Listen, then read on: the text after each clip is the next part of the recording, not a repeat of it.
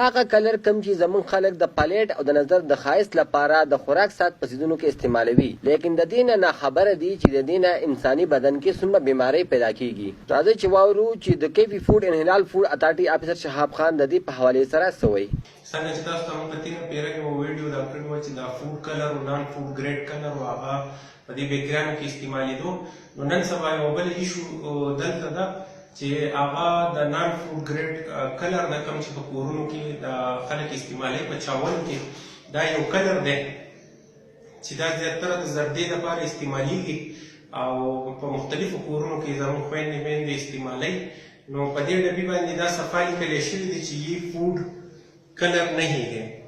نو دا به تاسو وینئ دا زموږ چې کومه تیر شوې میاشتو کې موږ کومه اکټیویټي وکړه، نو زیاتره موږ د کوکارۍ په سیمه کې، د سلامپور او د بریکوټ په سیمه کې په مختلفو دوکانونو کې دا کلرز برآمد کړو، چونکې د خلکو د ناپوهۍ د وجې نه دا خلکو خرڅول.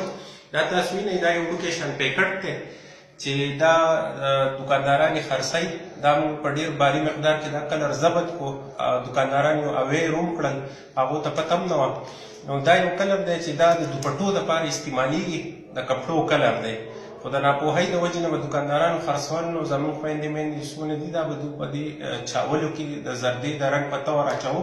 نو تاسو عوامو ته دا ریکویسټ دی چې کله هم تاسو ماشومان لیږئ یا څوک لیږئ دکان ته، نو ګورئ اول چې دا صندلي په نوم باندې دا کلر دی، نو دا ګورئ چې دا خو دا پیکټ خو هغه صندلي والا نه دی، دا ایډیبل کلر نه دی، خوراکي کلر نه دی. د دې نه مختلف کینسر، د ګردو بیماریانې، د معدې بیماریانې لګېدی شي.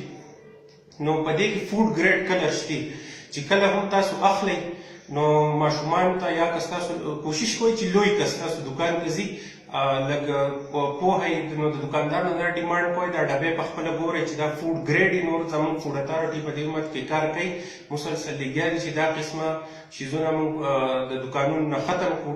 نو ځای په ځای باندې زموږ د فوډ اتارټي انسپیکشنز جاري دي، انشاءالله دا به قریب د دکانونو نه ختم هم شي.